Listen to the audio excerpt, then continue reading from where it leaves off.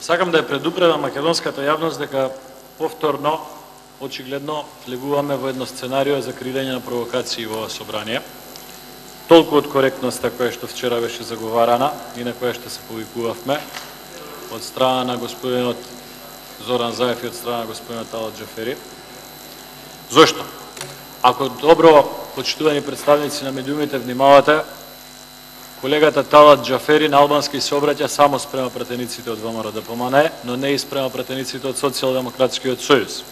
Ако тој се прави дека ние го ославуваме како пратеник, да го ославуваме како пратеник и го ославуваме како пратеник, посебно заради вакви постапки во кои што само спрема пратениците од ВМРО-ДПМНЕ се обраќа на албански, но не и спрема пратениците од СДСМ.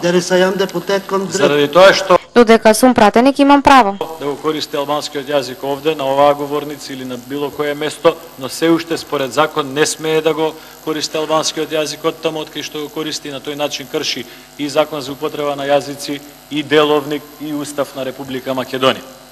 Доколку сакате во тој правец да ги терате работите, слободно повелете, мнозинство сте, имате право.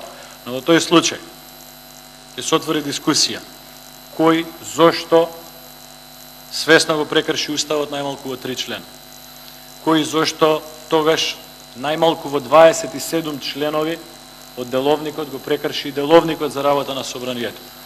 Кој вчера, завчера и денеска го прекршува членот 68 став 1 од деловникот за работа на собранието на Република Македонија. Сакам да бидам коректен и да укажам пред македонската јавност дека ние нема да влеземе во сценарија за креирање на провокации какво што денеска повторно гледаме. Нема да дозволиме да бидеме нити дел од такви сценарија, нити да бидеме обвинувани за сето тоа.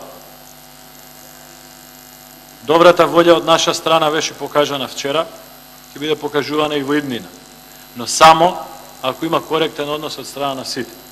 Ако тој коректен однос се сведува на вакви ниски провокации какви што ги прави господинот Талат Џафери и неколку други пратеници, мислам дека напразно сме се надевале дека некој ветувал нормализирање на ситуацијата или нов ритам на работа или нов однос на работа и дека сето тоа всушност е само една добра обланда која што многу брзо станува невистина.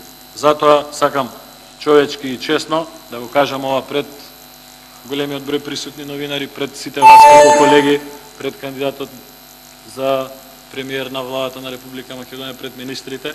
Одговорноста е ваша, вие го имате мнозинството, повелете, продолжете така како што мислите дека е најдобро за Република Македонија. Благодарам.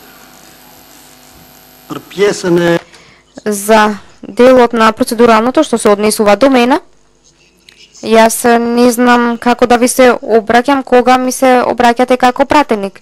И поради фактот што сум пратеник и тука и таму, но многу добро разбирам дека ако веќе сум председател на собранието, кога сакам да и се обратам на собранието, треба да излезам во говорница, но додека ми се обраќате како пратеник, како на пратеникот Талат Џафери, јас обавувајќи ја мојата должност, мислам дека тука нема ништо спорно поради начинот како